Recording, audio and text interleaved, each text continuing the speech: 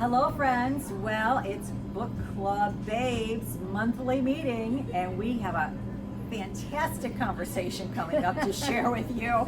You're going to be quite surprised. This is our book this month. My name is Debbie Caninacci and I'm with Dare to Be Curious with my co-host Sherrill. Well, you know, I'm an author, as you all know. The Happy Place, it was a really, really interesting book for us. And when you want a beach read, I think you might have it here, which is why I'm in pink today. So stay tuned, it's going to be a lively discussion. And it's actually an interesting book in the fact that, why did she do that? I would never have done that, which is great with the book when it really makes you question what's going on. So stay tuned for more with Book Club Babes. Thanks. I read the book, and you know, there were certain passages that really, really kept me going because I'm a romance writer, and there's aspects of this that really reads like a romance novel. Yes. Yeah. You know, it really, which is great. I think romance novels are the cornerstone of publishing. Yes. Thank you very much. Agreed. Yes, thank you, Agreed. thank you. I knew that when he bought the coffee table book that he had something. I thought, something he made in there? Did he publish it? I knew that had something to do with he had made a change. His lack of self-confidence bothered me a little bit.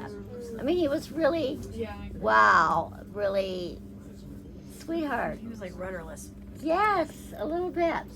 And I'll tell you, and I knew that, of course, they were going to get back together because clearly they were madly in love.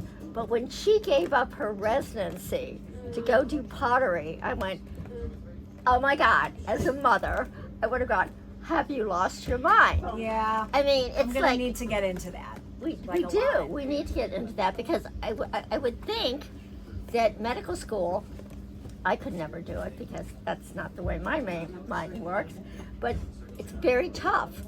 Medical school, then you do your internship, and by the time you get to your residency, wouldn't you know you hated it? And then I thought, wait a minute, why do you have to give this up? Because you've got 2 years left.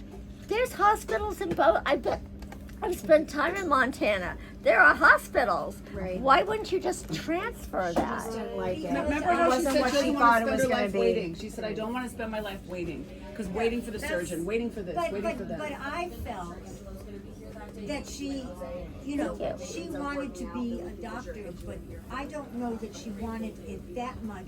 She was doing it also to please her parents, and her whole shtick was that they had given up so much for her, Right. and that now, you know, not to do what they had given up for would have been a horrifying thing.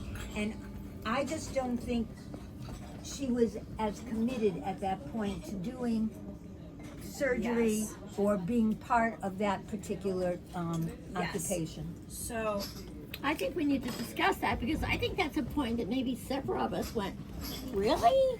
So first of all, I felt like this whole time, not the whole time, but a lot of the time I was reading the book, I was thinking this is like generational.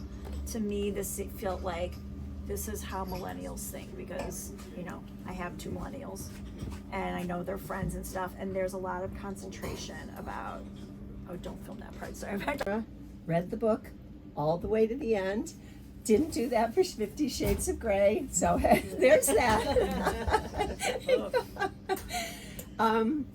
But I didn't find it realistic that someone would go that far in their endeavor, in their academic endeavor, and then just subjugate their desires to move to Montana to make pottery. I just didn't Right, to find that make plausible. pottery. Like, I mean, There had to be something else in between. I gave Table are kind of maybe have made choices beyond that, but they're all 30 years old.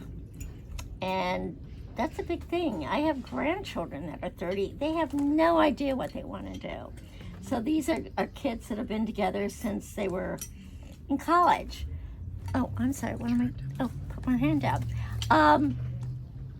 No, I think that for this generation, this is something that they're dealing with. You know, I've done all this stuff. I've gone to school. Is this really what I want to do? Because if you look at the statistics, I think, Patty, that most of the people that go to school and get a certain degree, they never work in that particular field. Yeah. They always, they get their degree and then they go off and do something they really want to do. But I just had, because we all know medical school is so difficult, that I had a little problem with that. It was not exactly a romance novel because they would have had sex way earlier. What? Beating around the Yeah. bush. What about Play the dinner art? tonight. Okay. We had relationships and how we. Okay. Deb, what did you Oh, think? okay. I'll give you Debbie, 2 quotes Debbie, that what do you think? I was thinking of. I Okay. love this. So it said, I knew if I walked into our apartment, there'd be shadows of him everywhere, but no trace of the real thing.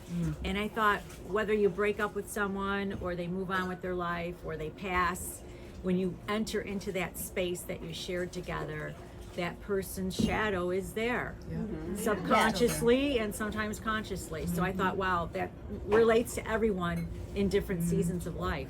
Sure. And then the other quote I really enjoyed was about the waves and how weird it is that they don't really exist. Like, the water is just the water, but the tide moves through them and the wind moves over them. And they change shape, but they're always just water. Some things change and stay the same. Yeah. So the water is always the same, but it changes shape. So you're yes, you are who you are, but I thought that change was shape. Where was that in the Right. book, Debbie? Let's see if I can find it again. I'm trying to get contextual. Yeah, where in the story?